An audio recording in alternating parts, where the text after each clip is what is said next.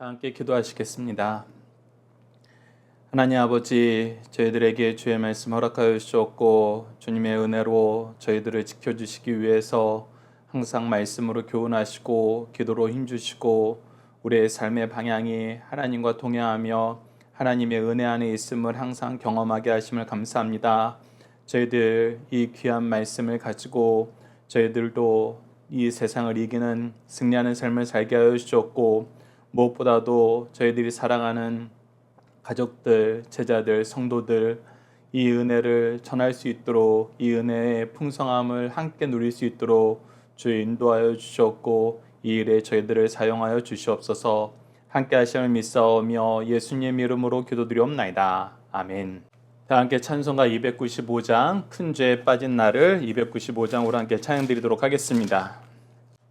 큰 죄에 빠진 나를 주 예수 건지사 그 넓은 품에 다시 품으시는 애는 저 바다보다 깊고 저 하늘보다 높다. 그 사랑 영원토록 나 찬송하리라.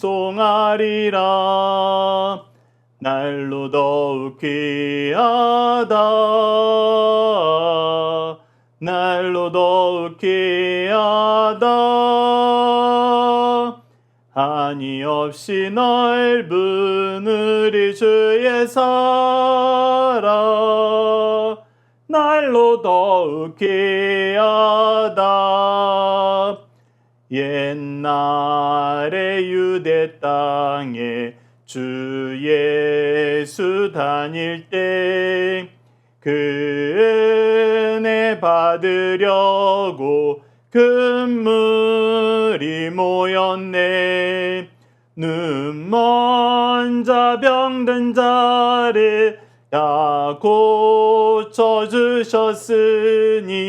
나 같은 죄인까지 그 은혜 받도다. 날로 더욱 귀하다. 날로 더욱 귀하다. 한이 없이 넓은 우리 주의 사랑 날로 더욱 귀하다. 주 크신 사랑으로 만 백성 위하여 그 십자가의 고난 다 받으셨으니 그 속죄 받은 성도 큰 소리 함께 높여 온 천지 울리도록 주 찬송하리라. 날로 더욱 귀하다. 날로 더욱 귀하다. 한이 없이 넓은 우리 주의 사랑 날로 더욱 귀하다. 아멘. 사도신경을 내용으로 우리의 신앙을 하나님 앞에 정중히 고백하도록 하겠습니다. 나는 전능하신 아버지 하나님 천지의 창조주를 믿습니다. 나는 그의 유일하신 아들 우리 주 예수 그리스도를 믿습니다.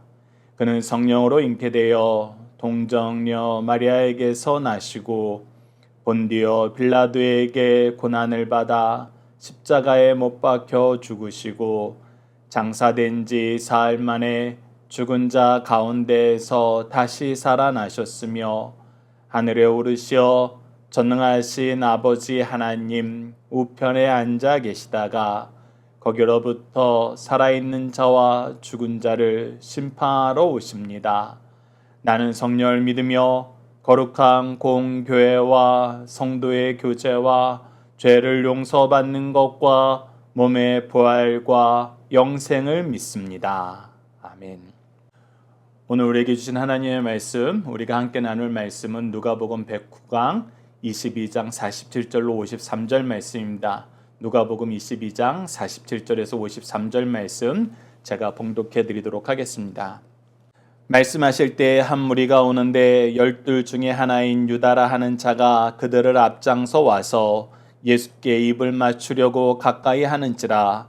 예수께서 이르시되 유다야, 내가 입맞춤으로 인자를 파느냐 하시니, 그의 주위 사람들이 그 된 일을 보고 여쭤오되 주여, 우리가 칼로 치리이까 하고, 그 중에 한 사람이 대제사장의 총을 쳐 그 오른쪽 뼈를 떨어뜨린지라. 예수께서 일러 이르시되 이것까지 참으라 하시고 그 귀를 만져 낫게 하시더라. 예수께서 그 잡으러 온 대제사장들과 성전의 경비대장들과 장로들에게 이르시되 너희가 강도를 잡는 것과 같이 검과 몽치를 가지고 나왔느냐? 내가 날마다 너희와 함께 성전에 있을 때 내게 손을 대지 아니하였도다. 그러나 이제는 너희 때요 어둠의 권세로다 하시더라. 아멘.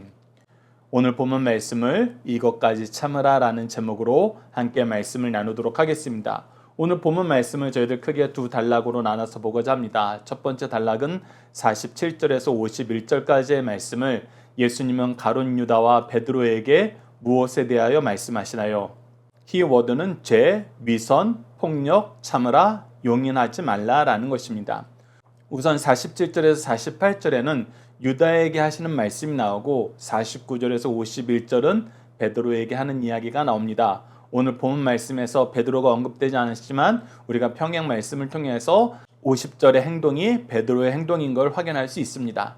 자, 47절 말씀을 봅시다. 말씀하실 때 한 무리가 오는데 열둘 중에 하나인 유다라 하는 자가 그들을 앞장서 와서 예수께 입맞추려고 가까이 하는지라. 자, 12 제자 중에 한 명인 가룟 유다가 이스라엘 지도자들과 함께 계략을 짜가지고 예수님을 팔기로 했습니다.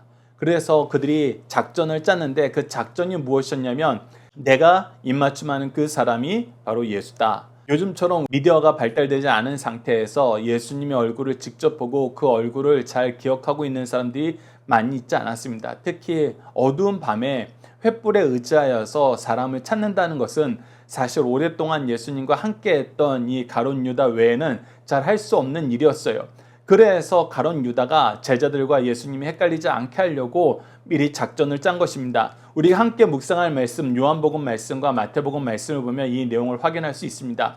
자, 요한복음 18장 2절에서 3절 보시죠. 그곳은 가끔 예수께서 제자들과 모이시는 곳이므로 그곳이 어딥니까? 바로 감난산, 예수님께서 기도하시는 곳이었어요. 그래서 이 장소를 가룟 유다도 잘 알고 있었던 것입니다.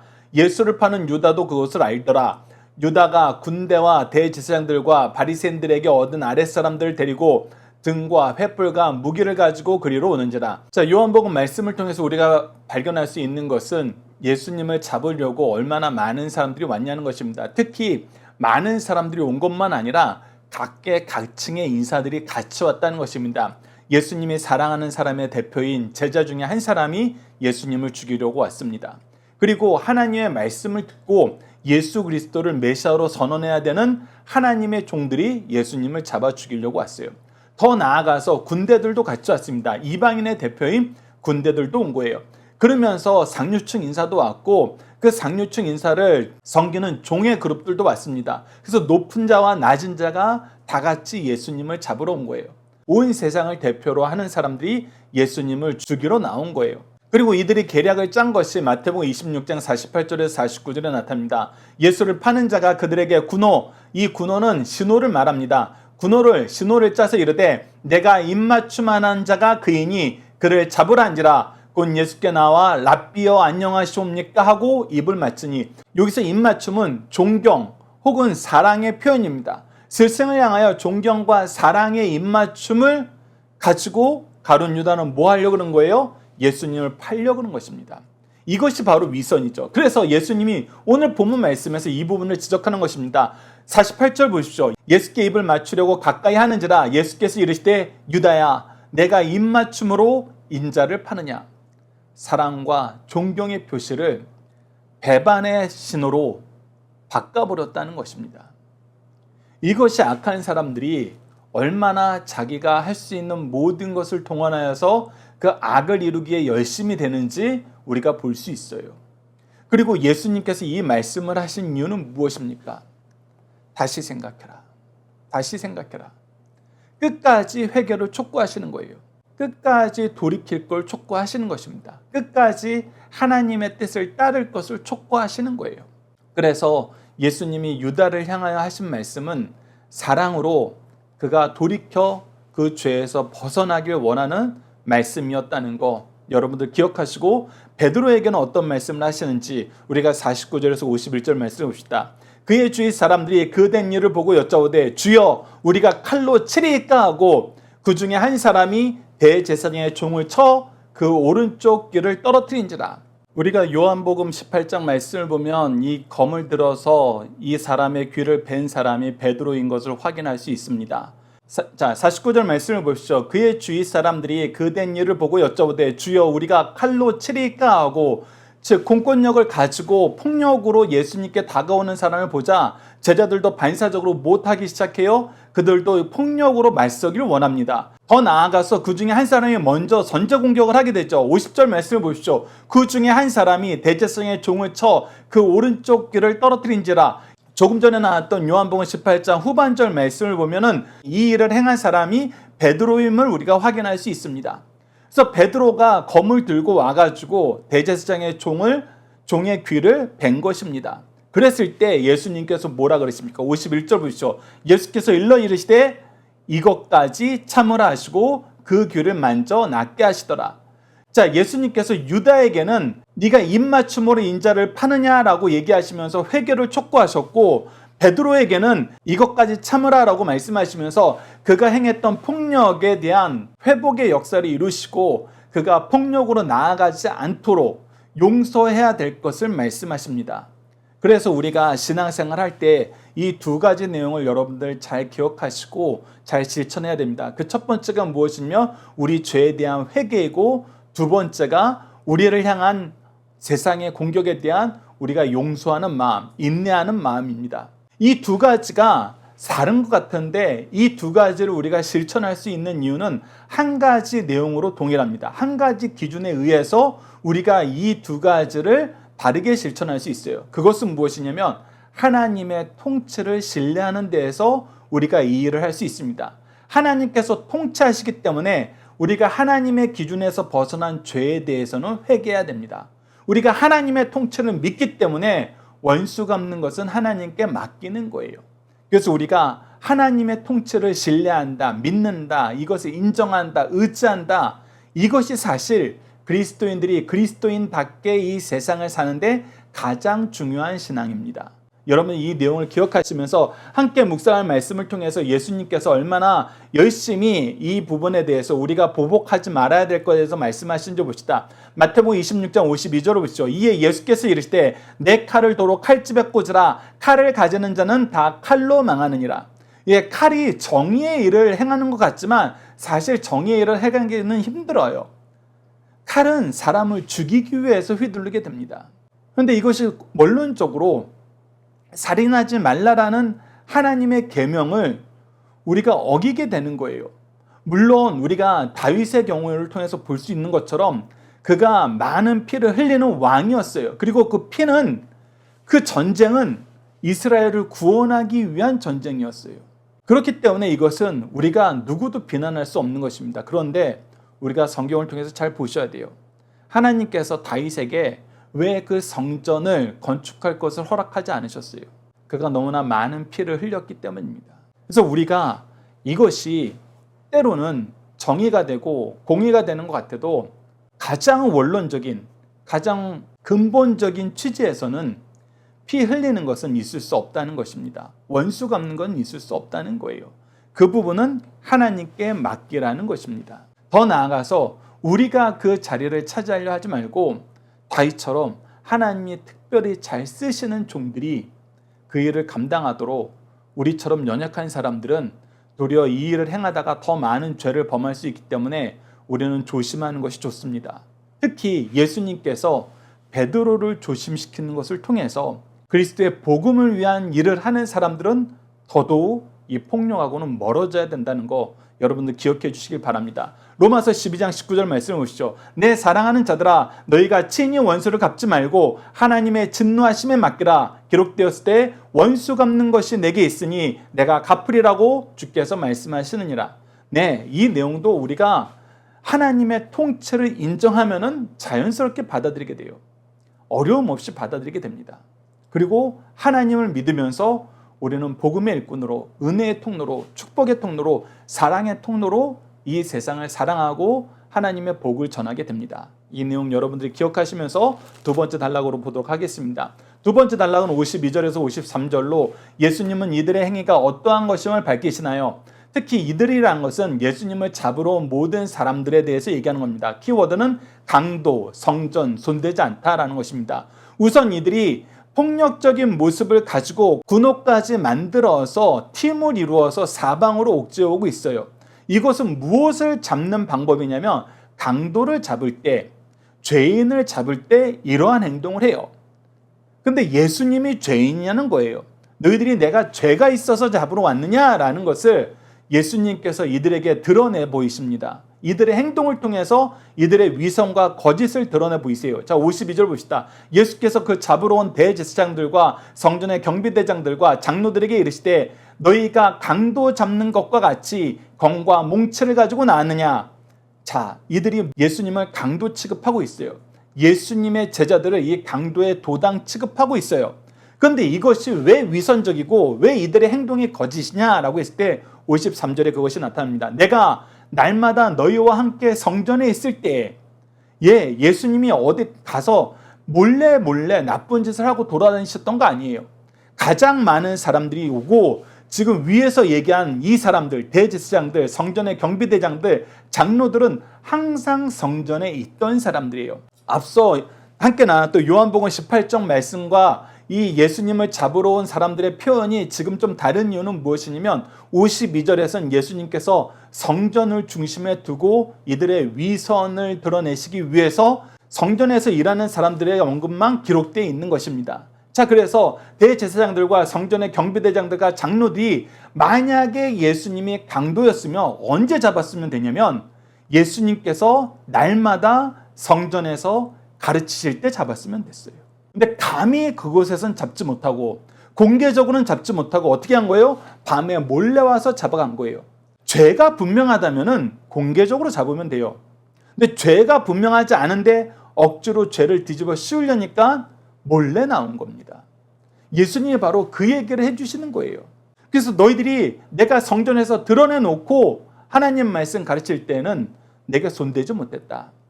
그러나 이제 내가 너희들이 나에게 손대는 걸 허한다.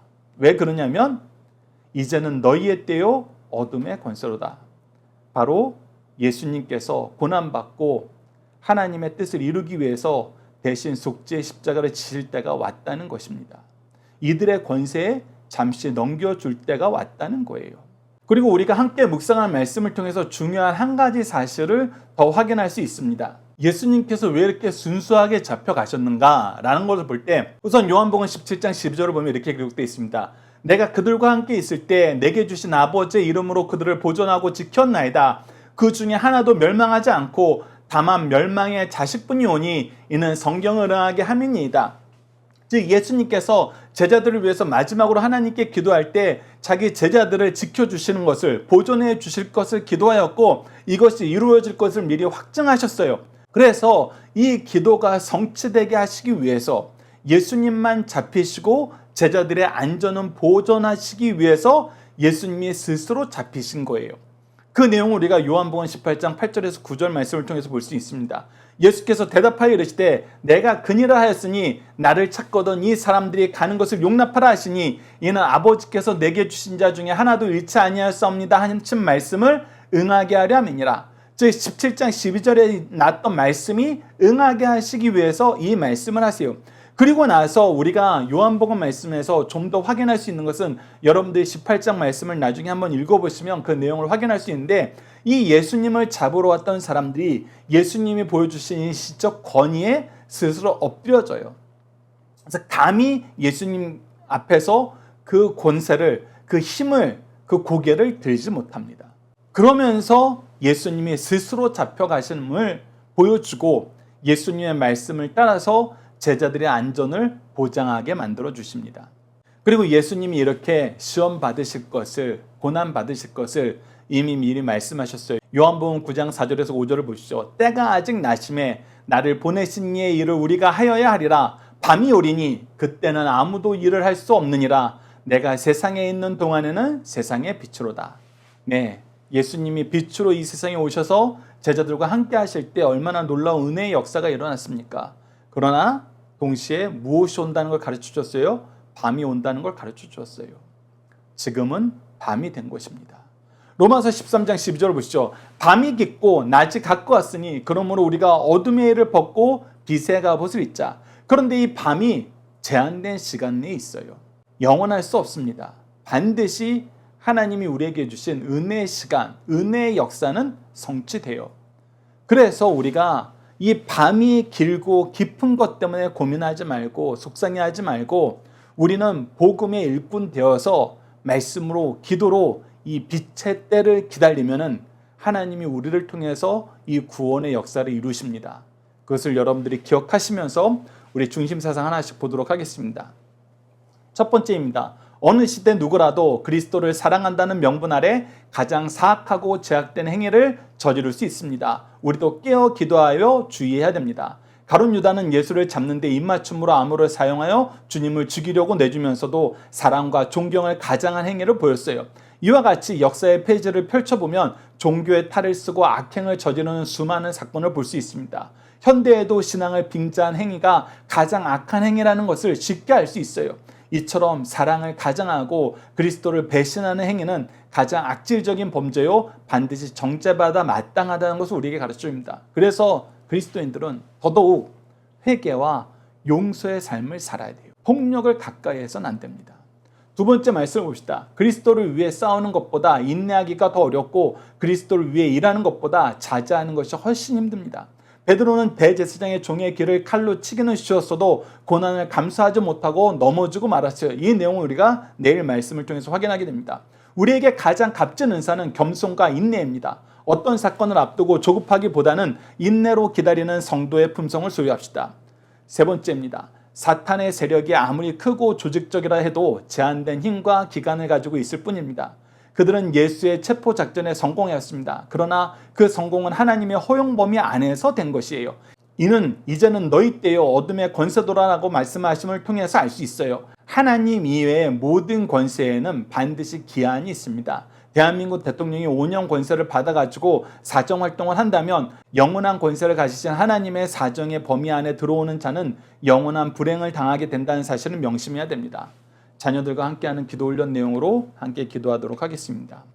우리를 죄에서 구원하시는 하나님, 하나님의 마지막 가르침 속에서 죄를 이기는 기도의 능력을 깨닫게 하시고 배반과 폭력 속에서 회개를 촉구하시는 온유하신 제사장에게를 가심으로 우리가 가야 할 길을 인도하여 주심을 감사합니다.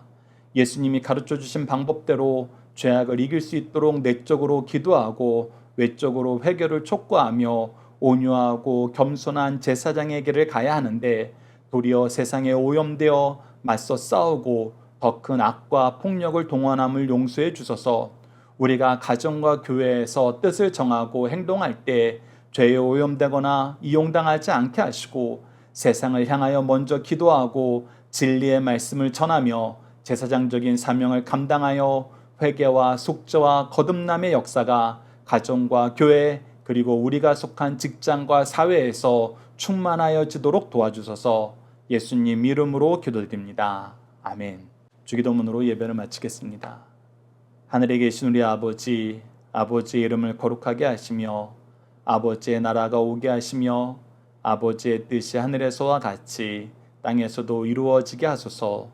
오늘 우리에게 일용할 양식을 주시고 우리가 우리에게 잘못한 사람을 용서하여 준 것 같이 우리 죄를 용서하여 주시고 우리를 시험에 빠지지 않게 하시고 악에서 구하소서. 나라와 권능과 영광이 영원히 아버지의 것입니다. 아멘. 각자 기도하는 시간 갖도록 하겠습니다.